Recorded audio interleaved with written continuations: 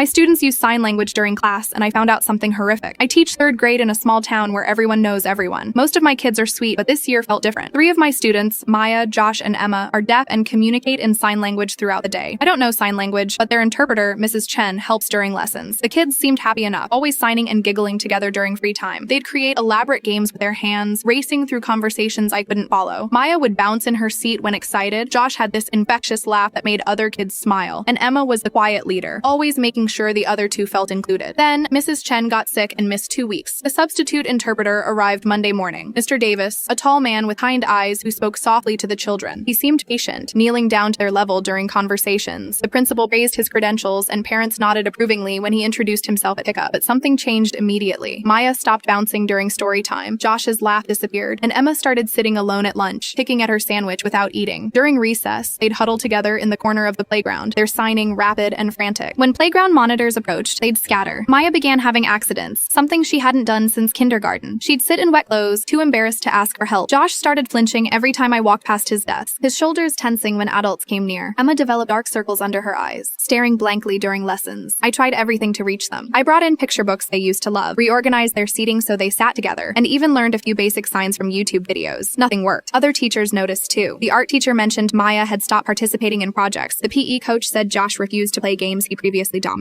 and the librarian worried about Emma, who used to devour books but now sat motionless during reading time. I started staying late after school, telling myself I was grading papers, but really I was watching the playground during aftercare, hoping to understand what was making my 3 brightest students fade away. Mr. Davis maintained his professional demeanor throughout. He translated lessons efficiently, helped with homework, even stayed late to assist struggling students. Parents complimented his dedication, and the principal considered making his position permanent. But the children grew smaller each day. Maya started hiding in bathroom stalls during lunch. Josh began scratching his arms until they bled, and Emma wrote in her journal constantly, then tore out the pages and threw them away. The breaking point came Thursday afternoon. During math time, Emma suddenly stood up, walked to the trash can, and vomited. She looked directly at me with eyes full of terror, then collapsed onto the floor, sobbing silently. Maya and Josh rushed to her side, their faces pale with fear. Mr. Davis tried to approach, but all 3 children backed away from him. Emma shook her head violently, signing something desperate that none of us understood. Last Friday, Mrs. Chen returned. Within an hour, she pulled me aside. I was catching up with the kids in sign language, she said. Mr. Davis wasn't just interpreting. During recess, he was teaching them inappropriate signs, sexual signs. He told them it was their secret language and they'd get in trouble if they told anyone. I felt sick. How long? 2 weeks. Every day. Maya thought she was in trouble for learning them. Emma tried to tell her parents that they don't know sign language. Josh was terrified he'd be removed from school. We called the principal and police immediately. Mr. Davis was arrested that afternoon. The children are getting counseling now. Maya's laugh is returning. Josh doesn't flinch anymore. And Emma has started reading again. I'm learning sign language. They deserve a teacher who can truly hear them.